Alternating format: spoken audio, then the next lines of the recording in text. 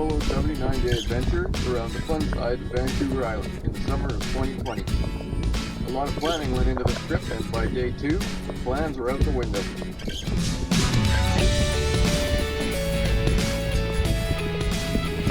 A little info before we start.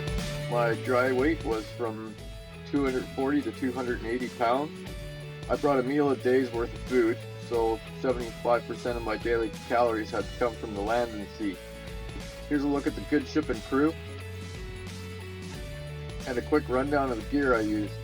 A 12.6 starboard touring sup, an 8.0 starboard surf sup, a 6.2 Almeric shortboard, an adjustable carbon fiber paddle, an extra carbon fiber surf paddle, a 5mm rip curl wetsuit, a PFD, 2 105-liter Grunson's gear bags, a medic's vest, which had everything I needed to survive most situations. In the bags was house and home, a few tools, and a solar charger to charge all electronics. I had managed 2 caches along the way to resupply. June 20th, day 1. Left Port Hardy at 9 a.m. We got 6 hours of nice weather, and then it rained for 2.5 days straight. Welcome to the summer on the coast.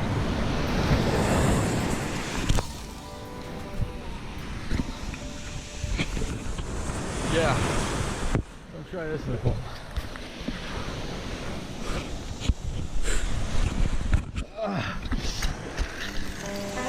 This is a part of my morning routine. It took about 2 hours to break down and ready for the paddle ahead. Every paddle day was about 16 hours long. We used line of sight to navigate, and we saved the fancy toys for emergencies. Camp typically took 4 hours to set up and tear down. Forging was an average of about 4 hours a day. I kept my paddle times short, an average of 5 to 6 hours. It was a good strategy. Longer paddles take a lot more energy. But mostly weather really determined my paddle distances. The weather is tricky. The forecasts cover such a large area they're inaccurate and unreliable. But knowing and understanding the weather was the only reason I actually made it. After all, this trip was supposed to be about thriving, not just survival.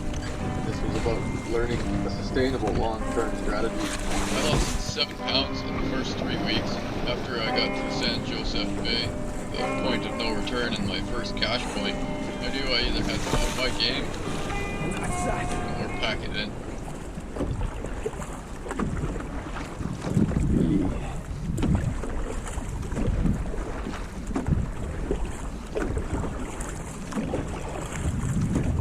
This is nice.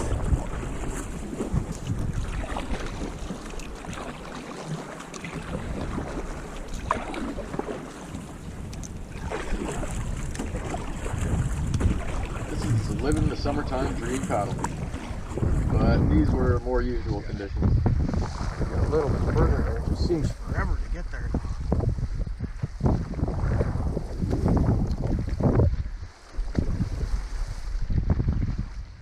It's a nice day for a paddle. At least it's dry now for now.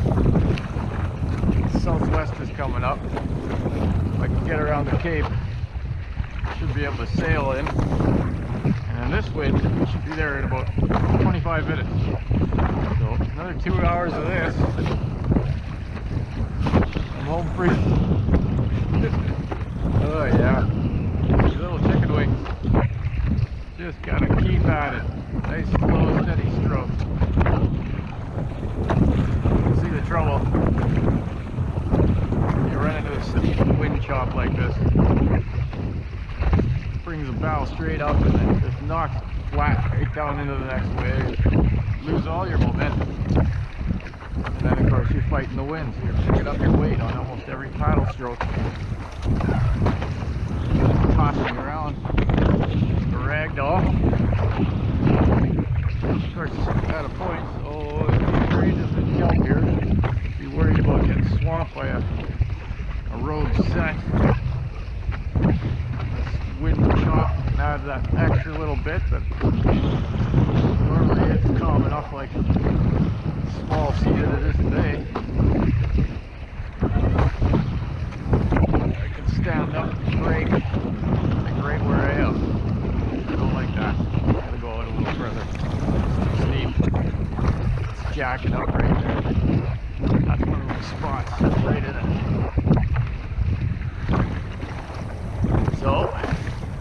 much you can do, but just keep paddling. In the fog, I used the sun, the sound of waves on the It's hard to rocks, tell. swell direction, and refraction wave to figure out where I was. The eyes play tricks on me. That's an island. That's the island I'm looking for. And knowing the area layout of all. Yeah, no, that's an island. Okay, that's real land, not fog imaginations. Often I was out in 2 to 3 meter seas. It would force me to head further out to sea. And keeping in mind that depth effect and combining waves can reach twice the forecast size, always keep an eye on the incoming seas. And err on the side of caution, especially around the headlands. And beware the kelp beds. Not to mention just getting on and off the shore in bigger seas. So in the choppy seas, you're almost picking up your weight on every paddle stroke. It slows you down exponentially. I decided if I can't make 2 to 3 kilometers an hour, what's the point? Conserving energy was the main strategy. Often I would kneel in choppy and windy conditions to cut the wind resistance and save energy. Unless you're caught out in a must-do situation, the ocean doesn't care how strong you think you are, and you pay a high price when you go against the flow. On a paddleboard, you're a leap on the wind, and pretty much go where it's going. Here I've been paddling for about 4 hours and gone 12 kilometers or so. There's a storm coming in for the next 3-4 days, so I wanted to make it to a water source or maybe surfable beach. And instead of doing the smart thing and turn around, I pushed on. And it took me 4 hours to go 6 kilometers. Wind was pushing me inshore, too close for comfort. I even had to pick off the rock once. Around the rocks is really rough. It just makes it that much harder paddling and critical navigating. The whole trip was about learning and experiencing the coast, but risk assessment and risk management was a 24/7 commitment. The simplest tasks like chopping kindling for a fire, scrambling around slippery rocks and logs, or out on the water. A lot of things happen. That's the one you don't want to get hit by. From critical gear failures to infected wounds, a lot of close calls too. And always watch your side and your back with this. Swells. Yeah, they're 6 feet. 2 meters. Couple of bigger ones. On day 40-something, I had arrived on shore and started the camp setup routine. When the wind picked up my main board and threw it 30 feet down the beach. Luckily it didn't hit a log or rocks or float into the sea. That'd suck. Your board leaving without you. Then, on day 11 I crossed the line.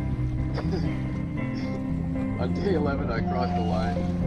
When paddling against a 25 knot broadside or offshore wind, the wind picked up my 2 surfboards in the middle and splattered me over the back of the head. A clear message. I defined the limitations of my paddleboarding that day. It was the closest I came to spending a night out at sea. A truly humbling experience.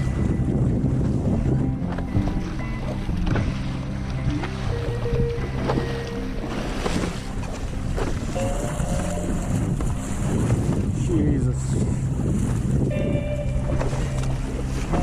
Give me a pass. Oh.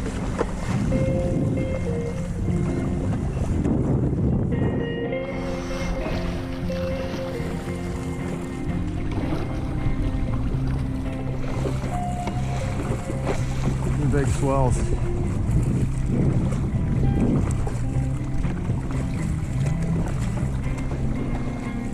Long ways offshore now. I did take some unnecessary risks occasionally. Okay, I enjoy pinballing through the rocks on small days. But here on the Brooks Peninsula, one of the most dangerous and remote areas, probably not worth the risk of what could have happened. It's always a balance between caution and carefree.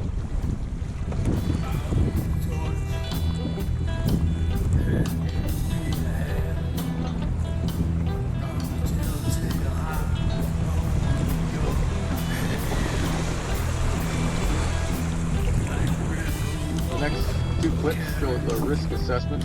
First is navigating a narrow channel, and the second one is getting caught out on a 10-kilometer open water crossing. It was an emotional experience.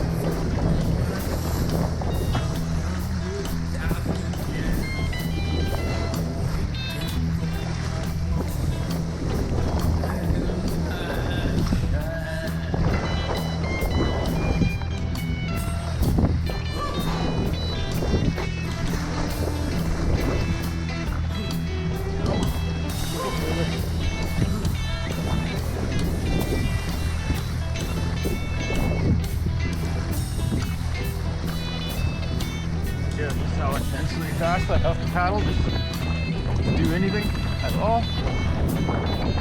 Wind's charging. Getting ready for some big blasts. Whipping up a good chop. Took a few over the side. Soaking down. I just gotta get inside that point. I'm still not fucking there yet. Fuck. This fucking blows. Fuck you, weather. Should have stayed home.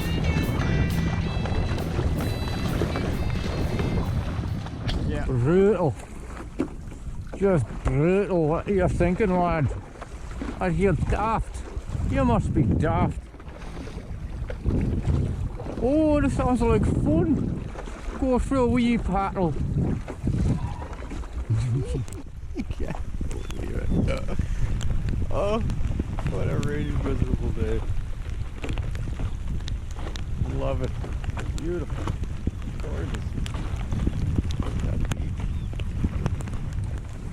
I did bring a sail at the last minute, untested. I'd never used one before, but it turned out to be a useful tool. Now it's done. I was able to achieve an 8-kilometer-an-hour average one day. That's them going. In tandem with paddling, it also gave me an extra 15 degrees of steerage, making a total of 30 degrees in either direction. Especially useful in choppy seas.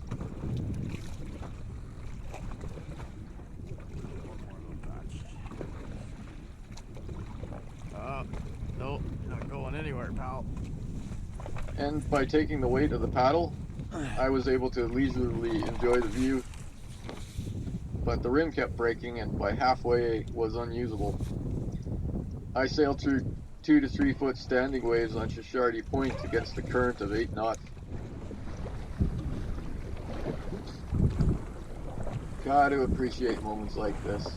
Just an awesome, awesome view on an awesome day. One of the reasons why I like the paddleboard is the view. It's not as efficient as the kayak, but it is my tool of choice.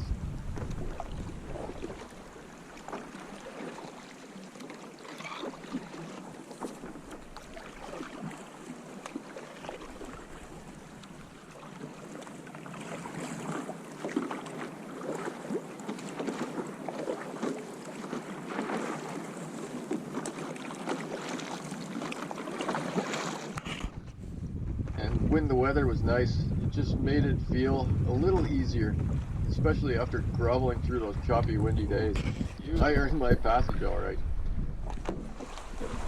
Heading up and down rivers and mountains, forests and shorelines was always interesting, looking for food and other resources.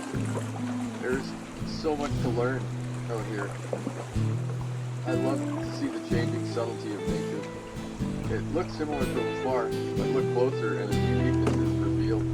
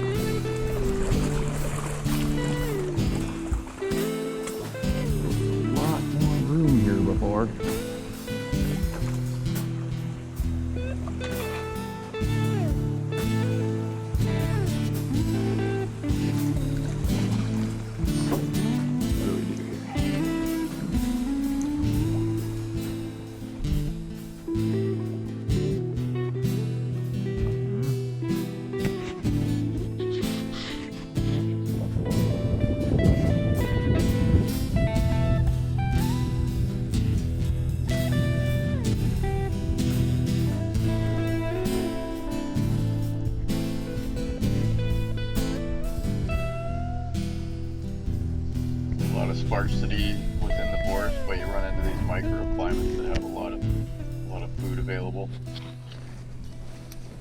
So here's a look at an ancient refugee forest, a place that didn't get covered in the last ice age. This is one of the few of its kind, one of the oldest in Canada and untouched wilderness.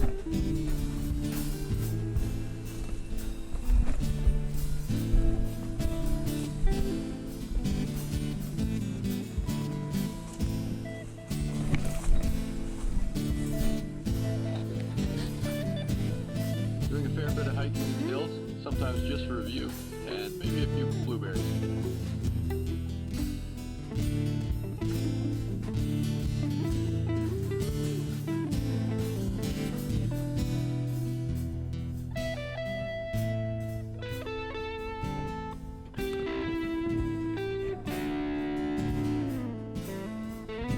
A risky climb, all for a picture. You tell me, was it worth the risk?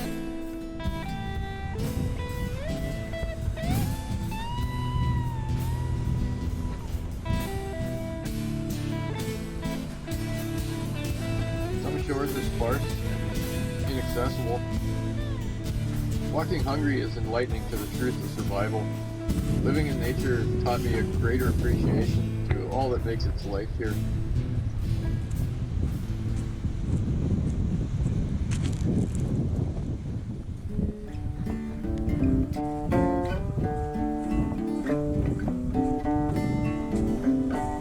Lots of caves. Here's a look into a couple of them.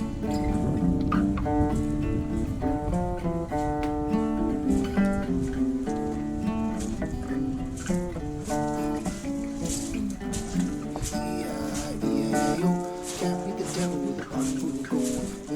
E-I-E-I-E-I-O, down by the water to get a bucket full, it's true. Everyone knows you gotta be this high to ride. Lost in the corn, scaring the crows. Tentacles hanging on the line back home. Tentacles are hanging on the line. E-I-E-I-E-I-O, all the bones buried on the farms. E-I-E-I-E-O, all the stones that are sharpened up in the hills where it gets thin. Down in the depths where bones cave in. I was a child, I'd walk the streets searching for the buffalo's teeth. E-I-E-I-O, learn fast when time's too slow. E-I-E-I-O, there's ghosts in the ditch by the side of the road. I'm in the haunted and a grateful soul. You take it for granted, don't know that road. Tighter clothes, hanging on the line back home, filtering sunlight.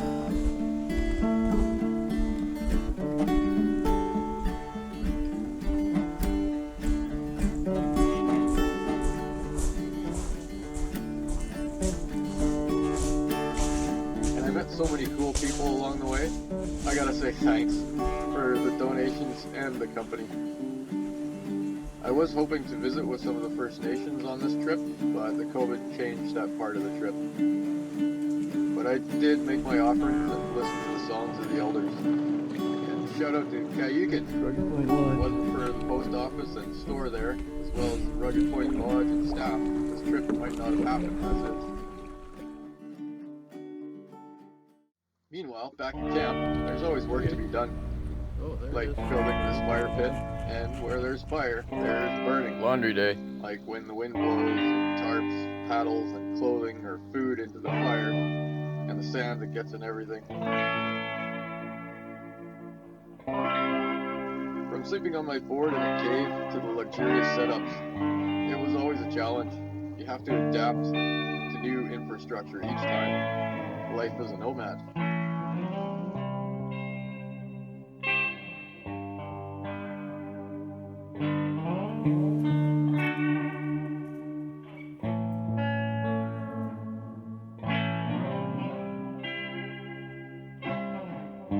From feeling the sun on your face on a cool morning, you have to appreciate moments like this. It was a rainy summer, which was a blessing. A lot of water sources, and I didn't get cooked out on the water.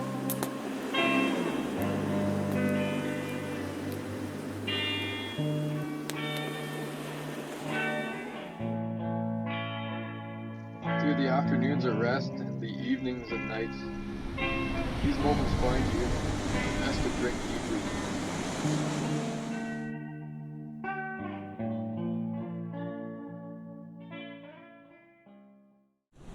Definitely got to surf today. Look at that. And of course some surfing. I didn't drag two boards along to use solely on the bed, table, or windbreak. Sorry, it seems I couldn't resist some surf music to go with the montage.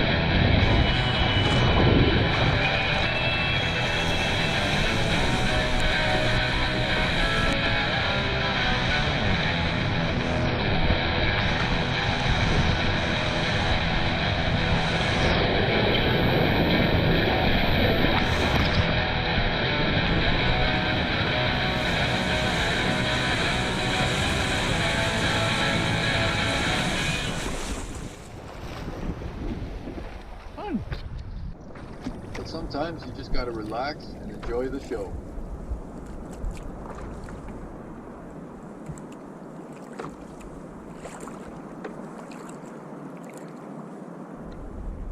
Amazing wildlife encounters, from whales and sea lions to otters, bears, wolves, cougar, deer, a lot of birds and snakes, and frogs, salamanders, everything that lives out on the coast. Definitely felt privileged to live among them. I appreciated their individuality and even guidance. They are super classy.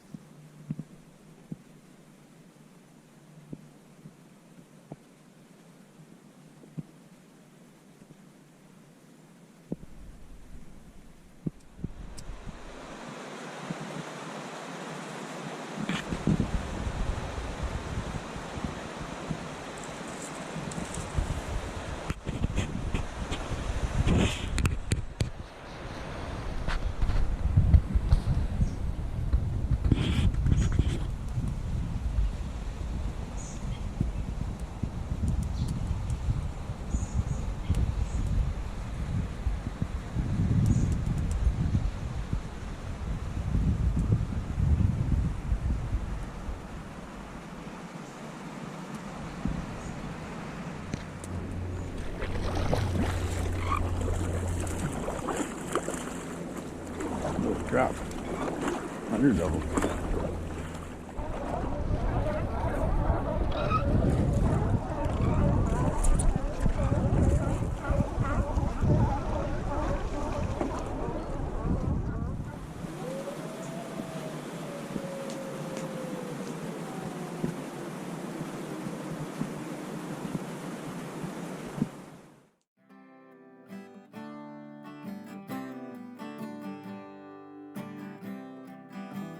This was taken just before arriving in Tofino on September 7th. It was an anticlimactic end to an amazing experience, but I arrived in good condition, so I allowed myself to relax and enjoy the moment. Unreal, I actually made it. I'm screaming at the open water many times before. Dreams Overall, it was roughly 500 kilometers paddling, at least that in walking distance, over 31 paddle days and 131 hours. But arriving safe after 79 days? Priceless. I'd do it again in a heartbeat. The best advice I got for this trip was, don't be in a hurry. If I die in my sleep, please bury me deep somewhere I won't get dug up by a bear. Or if the wolves dig down and scatter my bones around, I'll feel exactly the same way I feel now. All I distance back to you.